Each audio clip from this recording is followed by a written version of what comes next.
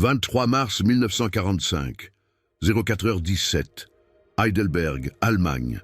Le commandant Henri Dubois, debout près de la fenêtre de son quartier général, contemplait la ville endormie sous ses yeux, le pont vieux, le château, l'église du Saint-Esprit, 120 000 âmes blotties dans leur lit, ignorant qu'en l'espace de 14 heures, leur ville risquait d'être réduite en un champ de ruines.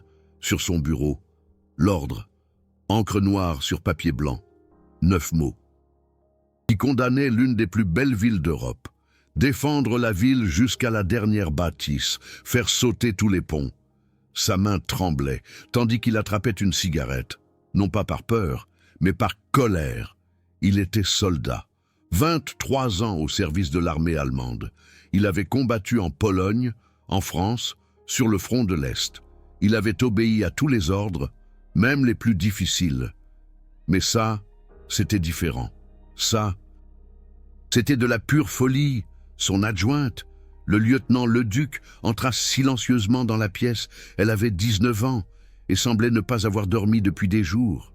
« Mon commandant, » murmura-t-elle, « les charges explosives sur le pont vieux sont prêtes. Les hommes attendent vos ordres. » Dubois ne se retourna pas, continuant à fixer la ville, qu'il était sur le point de détruire. « Combien de civils restent-ils en ville ?» demanda-t-il. Dernier décompte. « À 120 000, mon commandant. L'évacuation n'est plus possible, dans les temps. 120 000 personnes. Des vieillards, ayant survécu à la Première Guerre mondiale, des femmes, ayant perdu leur fils, des enfants, n'ayant jamais connu la paix. Et il était censé tous les tuer. Pourquoi faire? Pour gagner 3, peut-être 4 heures de résistance supplémentaire? La 7e armée américaine était à 30 km, avec 250 000 hommes, 500 chars, et une supériorité aérienne absolue. Heidelberg était imprenable, tout le monde le savait, même Berlin, mais l'ordre était clair. Dubois écrasa sa cigarette et se tourna vers le duc. « Lieutenant, j'ai besoin de votre discrétion absolue pour ce que je vais vous dire. » Le duc se redressa. « Bien sûr, mon commandant. Si je suis arrêté, dans les prochaines heures, si des hommes de la SS viennent me chercher, si vous entendez parler de mon exécution. » Il marqua une pause. « Alors, brûlez tous les documents de cette pièce, tous les registres, la moindre trace. » Les yeux de Leduc s'écarquillèrent. « Mon commandant, qu'avez-vous l'intention de faire ?»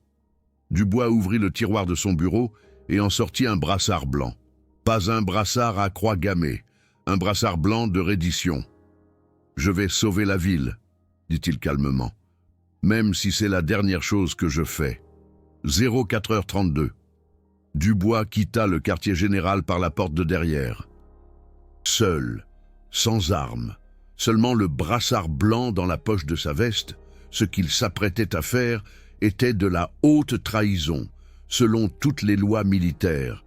La peine, exécution immédiate.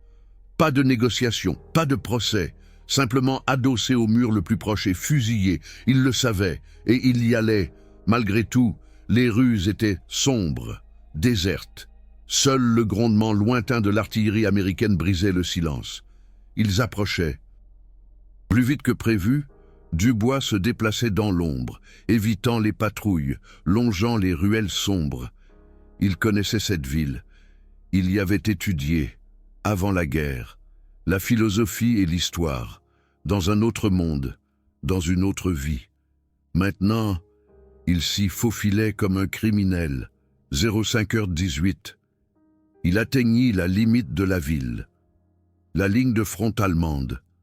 À 800 mètres, les avant-postes américains.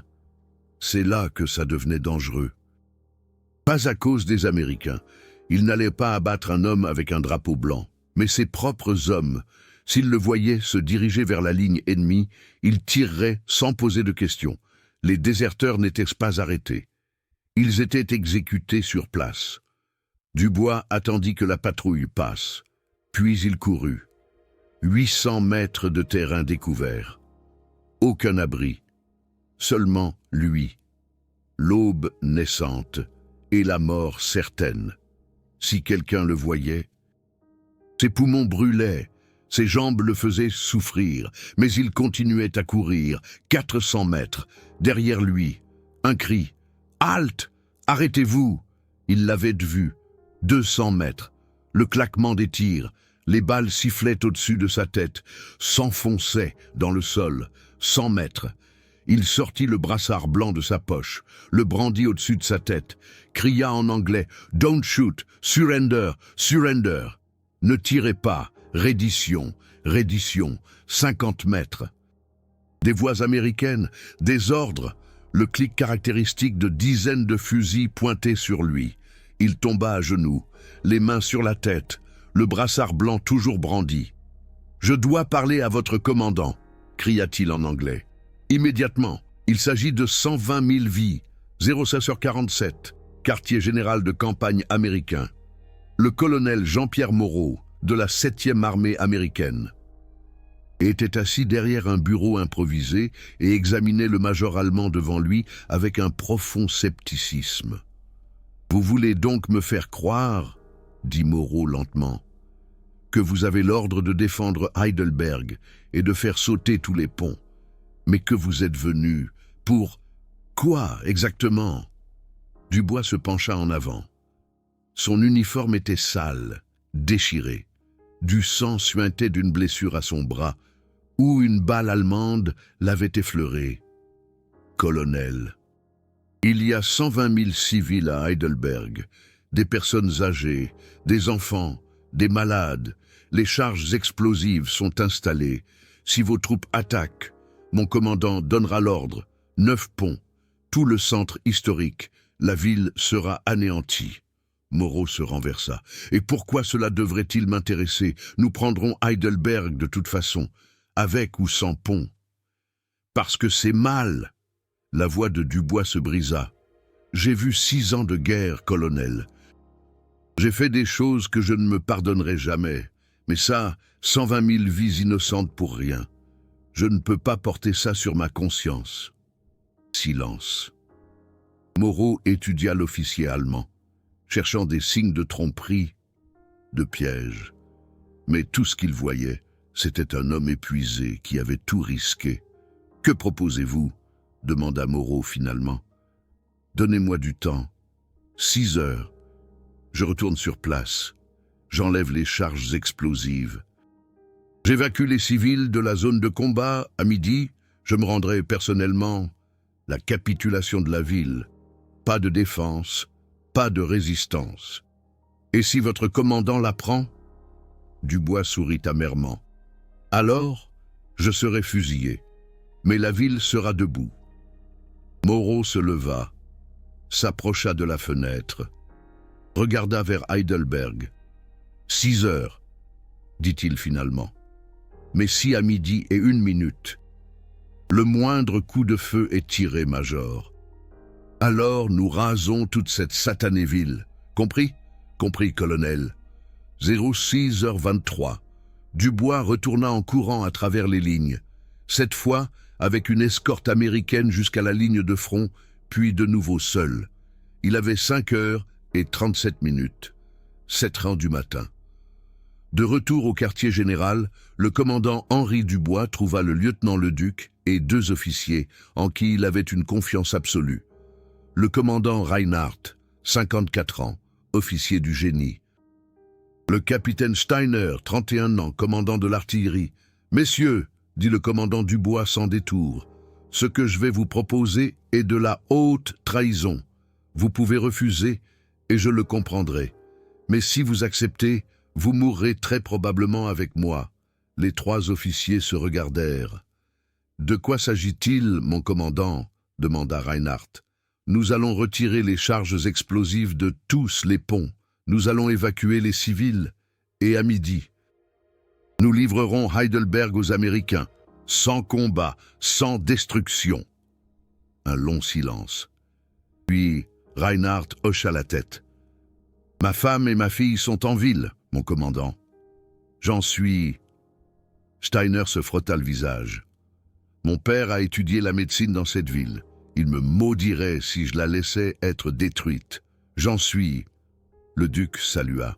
« J'en suis depuis le début, mon commandant. » Le commandant Dubois prit une profonde inspiration. « Alors, allons-y. Nous avons 4h30, 7h30 à 11h30. La tromperie la plus dangereuse de la guerre. Ce qui suivit fut une opération qui défiait toute logique. Reinhardt et ses ingénieurs se déplacèrent de pont en pont, 9 ponts au total, chacun chargé d'une quantité d'explosifs suffisante pour anéantir tout un quartier. 7h42. Le pont vieux. Les mains de Reinhardt tremblaient lorsqu'il coupa les premiers fils. Ce n'était pas comme désamorcer des charges explosives ordinaires. C'était de la haute trahison. Chaque coupure pouvait lui coûter la vie. « Mon commandant » murmura l'un de ses ingénieurs, le sergent Koch. « Si ça tourne mal, ma femme, mes 3 enfants. »« Vivront » l'interrompit Reinhardt. « C'est exactement pour ça qu'on fait ça. » Ils travaillèrent vite, méthodiquement, 140 kg d'explosifs retirés du pont vieux, rangés dans des caisses, chargés sur un camion. Puis vint la patrouille SS, 5 hommes, lourdement armés. Menés par un Hauptsturmführer aux yeux froids et morts. « Qu'est-ce que vous faites » aboya le Hauptsturmführer SS. Reinhardt se retourna. Son cœur battait si fort qu'il était sûr que les hommes de la SS pouvaient l'entendre. Mais sa voix était calme, ennuyée même. « Ordre du commandant Dubois.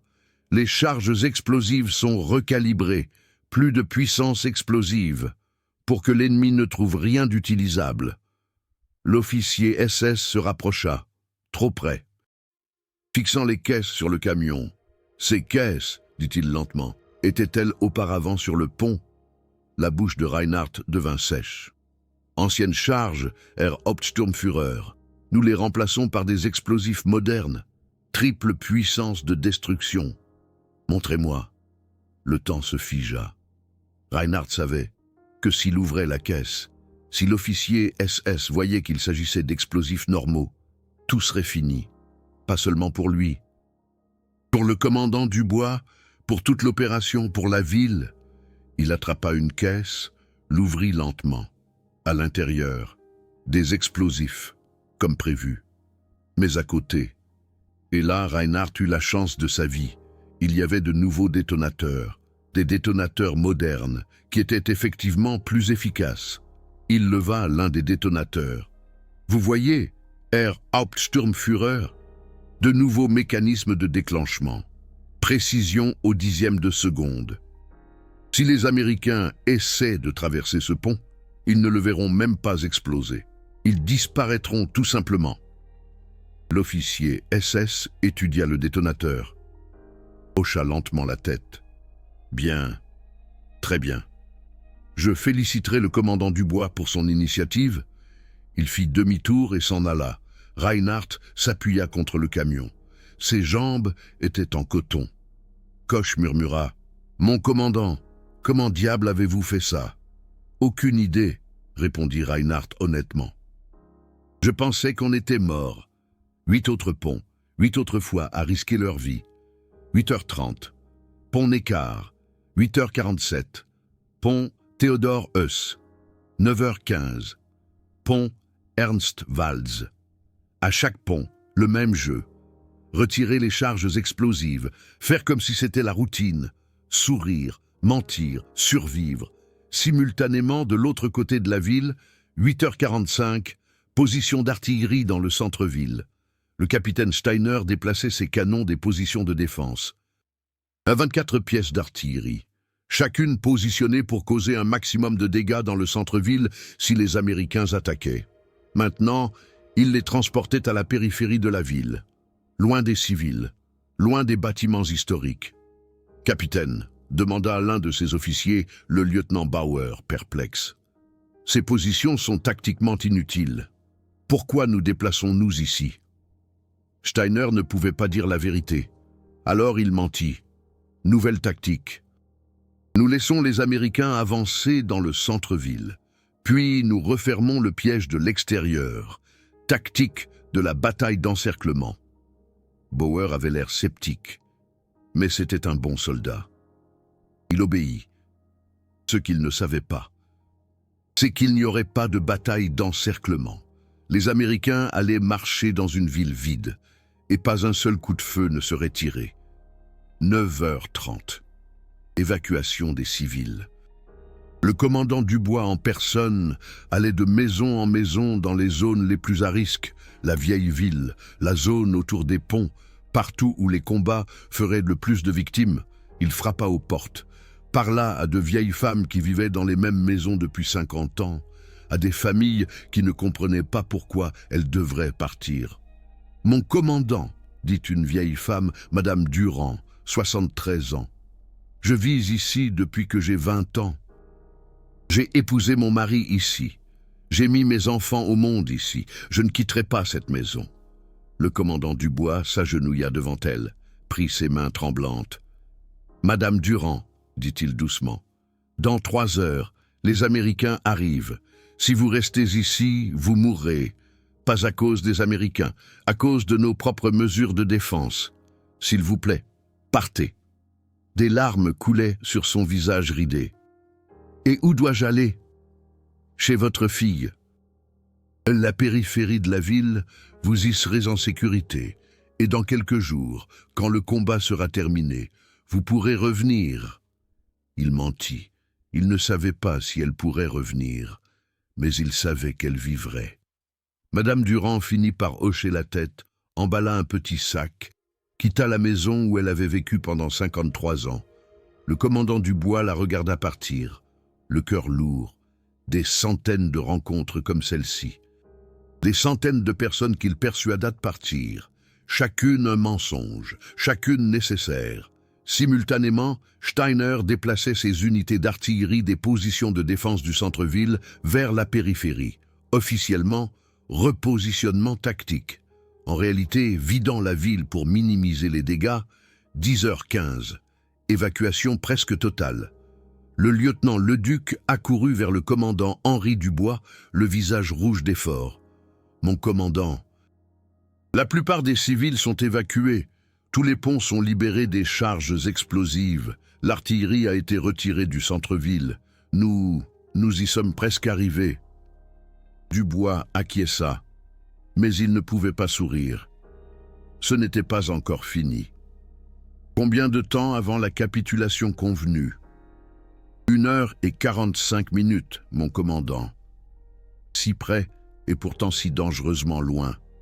Mais alors, à 10h47, la catastrophe. Un courrier arriva en courant au quartier général. « Mon commandant, le colonel Hartmann est en route. Il vient personnellement inspecter l'état de préparation de la défense. Il sera ici dans 15 minutes. » Le colonel Hartmann, un nazi fanatique, responsable de l'exécution de 40 déserteurs au cours des 3 dernières semaines. Un homme qui verrait immédiatement clair dans le jeu de Dubois. Dubois sentit son cœur battre la chamade dans sa poitrine. Il avait 1h13 avant la capitulation convenue. Si Hartmann découvrait la vérité maintenant, tout serait fini. Le duc le regarda, la panique dans les yeux. « Que faisons-nous, mon commandant ?» Dubois réfléchit fiévreusement. Puis il prit la décision la plus folle de la journée. « Nous lui disons la vérité. »« Quoi ? Pas toute la vérité. Nous lui disons qu'un parlementaire américain est venu, qu'ils nous ont donné une chance de capituler, et que j'ai refusé, que nous défendrons la ville jusqu'au dernier homme. Mais les charges explosives, nous les avons déjà améliorées, vous vous souvenez? Nous lui montrons les nouvelles positions. » Dubois sourit froidement. « Des positions qui n'existent pas. » 11h02. Le colonel Hartmann entra dans le quartier général comme une tempête. Grand, large d'épaules, avec la cicatrice caractéristique au-dessus de l'œil gauche. « Dubois, rapport. » Dubois salua. « Mon colonel, la ville est prête à être défendue. Tous les ponts sont minés. Les troupes sont en position. Les Américains paieront chaque centimètre au prix du sang. » Hartmann le scruta avec méfiance. « J'ai entendu des rumeurs concernant un officier allemand qui aurait rejoint les Américains ce matin. Savez-vous quelque chose à ce sujet ?» Le sang de Dubois se glaça. mais sa voix resta calme. « J'en ai entendu parler, mon colonel. Un déserteur, probablement. Mes hommes lui ont tiré dessus, mais il s'est échappé à travers les lignes. Et ce déserteur pourrait-il avoir révélé des secrets militaires? Impossible, mon colonel. Ce n'était personne de mes unités. Probablement un civil en uniforme. » Hartmann le fixa longuement. Trop longuement. Puis, finalement, il acquiesça. « Bien, je m'attends à ce que vous teniez cette ville du bois. Si les Américains percent… » Il laissa la phrase inachevée. Mais la menace était claire. « Bien reçu, mon colonel. » Hartmann quitta le quartier général. Dubois s'effondra sur sa chaise. La sueur dégoulinait de son front. Le duc lui apporta de l'eau. « C'était juste, mon commandant. »« Ce n'est pas encore fini, » murmura Dubois. « Nous avons 58 minutes. » 11h45. Les derniers civils furent évacués du centre-ville. Les soldats se retirèrent à la périphérie de la ville. Les ponts étaient libérés des explosifs. Dubois se tenait de nouveau à la fenêtre de son quartier général. La ville en contrebas, intacte, vivante. Le duc s'approcha de lui. « Mon commandant, les hommes ne savent pas ce qui se passe. Si vous ordonnez la capitulation maintenant, certains obéiront, mais d'autres… » « Je sais, » dit Dubois doucement. « C'est pourquoi j'irai seul. Seul. Je hisserai le drapeau blanc. J'irai à la rencontre des Américains, et j'en assumerai l'entière responsabilité. » Il regarda le duc. « Quoi qu'il arrive ensuite, la ville restera debout, c'est tout ce qui compte. » 11h58. Le commandant Henri Dubois sortit du quartier général. Dans sa main, un drapeau blanc, sur son visage. Un calme absolu. Derrière lui, des soldats se rassemblèrent, confus, en colère. Certains pointèrent leurs fusils sur lui. « Mon commandant !» cria l'un d'eux. « Que faites-vous? C'est de la trahison !» Dubois se tourna vers eux. « Soldats de l'armée allemande !» cria-t-il haut et fort. « J'assume par la présente l'entière responsabilité personnelle de ce qui se passe maintenant. Moi, et moi seul, je capitule cette ville devant l'ennemi. Non pas parce que je suis lâche, non pas parce que j'abandonne le combat, mais parce que 120 000 innocents vivent dans cette ville et veulent vivre cette nuit. » Il fit une pause, regardant chaque soldat dans les yeux. « Si vous voulez me tuer pour ça, faites-le. Mais alors vous devrez vivre avec le savoir que votre balle a détruit cette ville. Votre choix… » Silence. Personne ne tira. Dubois se retourna et se dirigea vers les lignes américaines. 12 heures. Précisément, le commandant Henri Dubois traversa le pont Vieux, le drapeau blanc haut au-dessus de sa tête. Derrière lui, aucun soldat ne suivait. Il était seul. De l'autre côté, le colonel Jean-Pierre Moreau attendait avec ses troupes. « Commandant Dubois, » dit Moreau, « vous avez tenu votre parole. La ville est à vous, mon colonel. Pas de piège, pas de résistance. Ma seule requête, traitez les civils avec respect. » Moreau acquiesça lentement. « Nous le ferons, commandant. Je vous le promets. » Puis il sortit son pistolet. Dubois tomba à genoux. « Je comprends, mon colonel. Je suis votre prisonnier. » Mais Moreau remit son arme dans son étui. « Relevez-vous, commandant. Vous n'êtes pas un prisonnier. Vous êtes un héros. » Les troupes américaines entrèrent dans Heidelberg. Aucun coup de feu ne fut tiré, aucune bombe n'explosa, aucun pont ne s'effondra. La ville, intacte, continua de se dresser.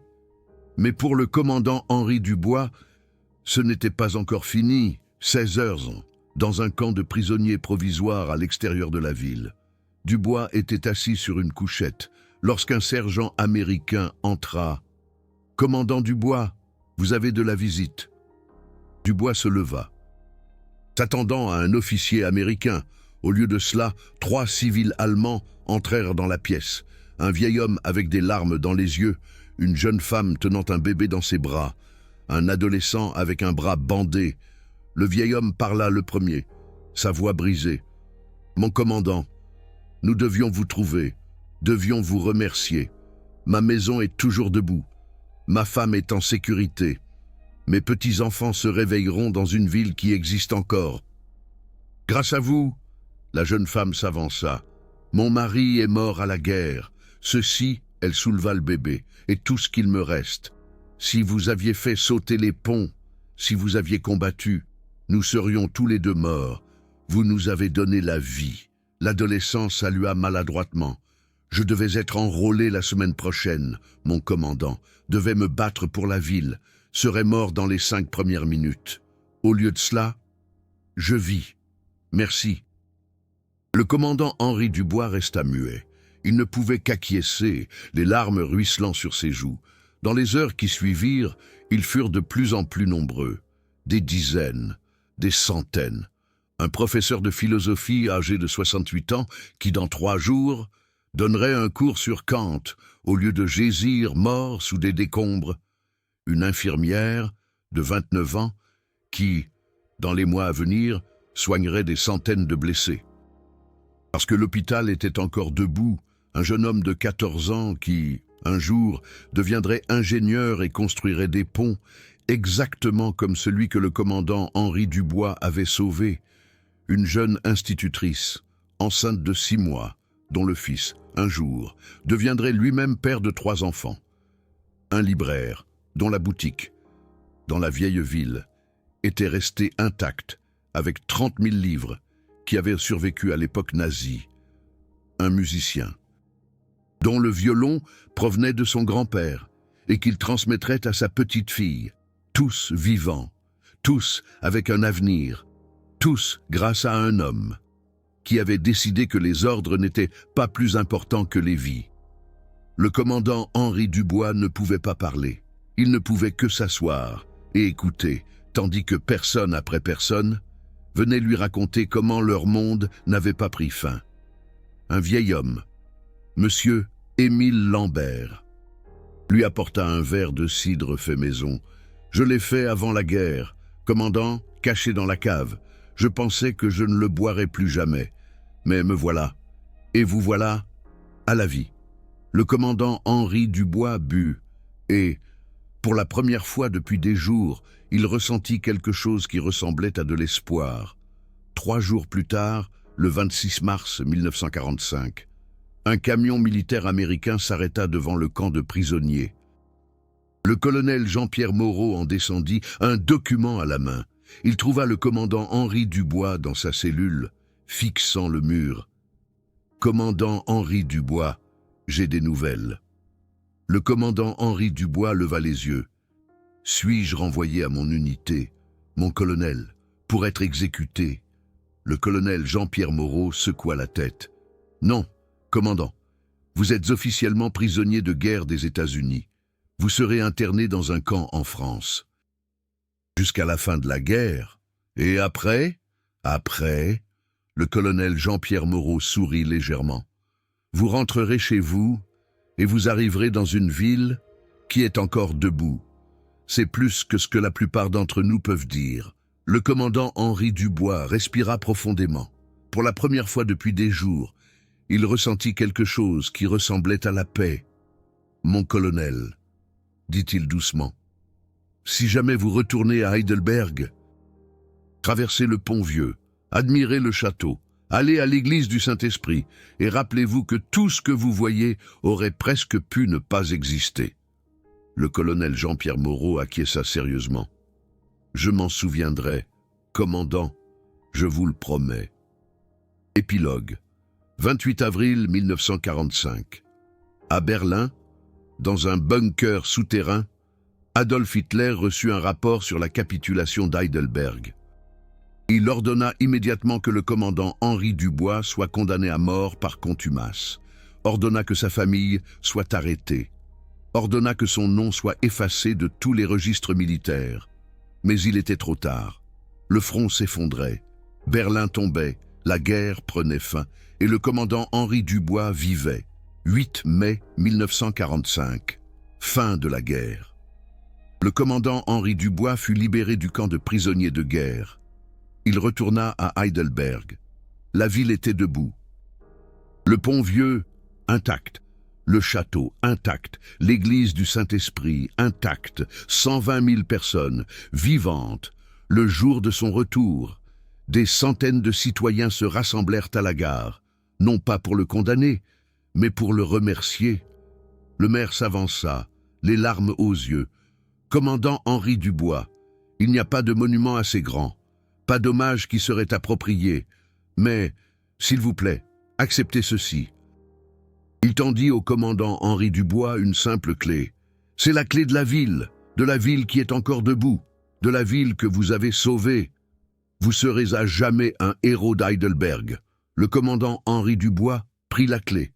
Avec des mains tremblantes, « Je ne suis pas un héros », murmura-t-il. « J'ai seulement fait ce qui était juste. » « C'est précisément cela, » dit le maire doucement, « qui fait de vous un héros. » Des années plus tard, les chiffres qui ont écrit l'histoire, la décision du commandant Henri Dubois, en ce matin de mars 1945, eut des conséquences qui dépassèrent largement cette journée. 120 000 personnes survécurent à la guerre à Heidelberg. Des personnes qui seraient mortes autrement. De ces 120 000, on estime que 180 000 enfants sont nés. Au cours des décennies suivantes, de ces enfants sont nés 270 000 petits-enfants supplémentaires. Aujourd'hui, 80 ans plus tard, on estime à plus de 500 000 le nombre de personnes qui vivent sur cette planète et qui n'existent que parce qu'un officier allemand, en un seul matin, décida que les vies étaient plus importantes que les ordres. Soyons concrets. Parlons de personnes réelles qui n'existent que parce que le commandant Henri Dubois décida que les vies étaient plus importantes que les ordres. Docteur Isabelle Garnier, née en 1947 à Heidelberg, fille de Madame Martin. La vieille dame que le commandant Henri Dubois avait personnellement évacuée, Isabelle devint médecin, spécialiste en chirurgie pédiatrique. Au cours de ses 40 ans de carrière, elle sauva plus de 2000 vies d'enfants. Aucun de ces enfants n'existerait si le commandant Henri Dubois avait détruit la ville.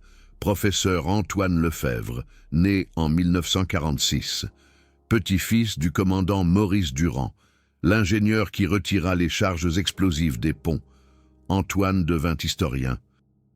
Écrivit 17 livres sur la Seconde Guerre mondiale, enseigna à 3 générations d'étudiants les dangers de l'obéissance aveugle, inspira des milliers de personnes à penser de manière critique aux ordres et à la morale. Sophie Berger, née en 1952, arrière-petite-fille du capitaine Étienne Dubois. Elle devint architecte, conçut 40 ponts à travers l'Europe, chacun avec une petite plaque, construit en mémoire des ponts d'Heidelberg qu'un homme courageux a sauvés. Mathieu Dubois, né en 1948, fils du lieutenant Leduc. Il devint enseignant, enseigna l'histoire et l'éthique pendant 35 ans, racontant toujours à ses élèves l'histoire de sa mère et du commandant Henri Dubois. Parfois, disait-il, la désobéissance est la plus haute forme de loyauté, et ce ne sont que 4 personnes, 4 sur 500 000, des professeurs qui enseignent dans les universités allemandes, des médecins qui sauvent des milliers de vies, des ingénieurs qui construisent des ponts comme celui que le commandant Henri Dubois a sauvé, des artistes, des musiciens, des écrivains, un prix Nobel de physique, né en 1955 à Heidelberg, dont les grands-parents survécurent parce que la ville ne fut pas détruite. Une médaillée d'or olympique en natation, née en 1982, dont l'arrière-grand-mère survécut à Heidelberg. Un entrepreneur qui fonda une start-up technologique qui emploie aujourd'hui 5000 personnes. Sa famille survécut à Heidelberg, des gens normaux qui vivent des vies normales, tous grâce à une décision. Et Heidelberg elle-même se dresse aujourd'hui comme l'une des plus belles villes d'Europe. Le pont vieux, ce pont que des milliers de personnes empruntent chaque jour, porte une petite plaque commémorative. Ce pont aurait dû être détruit le 23 mars 1945. Il est toujours là, parce qu'un homme a décidé qu'une ville était plus importante qu'un ordre. Commandant Henri Dubois, 1910-1982, un véritable héros, la décision ultime, ce que Henri Dubois pensait vraiment, dans ses notes privées, publiées après sa mort en 1982, le commandant Dubois écrivait à propos de ce jour « Beaucoup me considèrent comme un héros, certains me traitent de traître. Je suis les deux à la fois, et aucun des deux.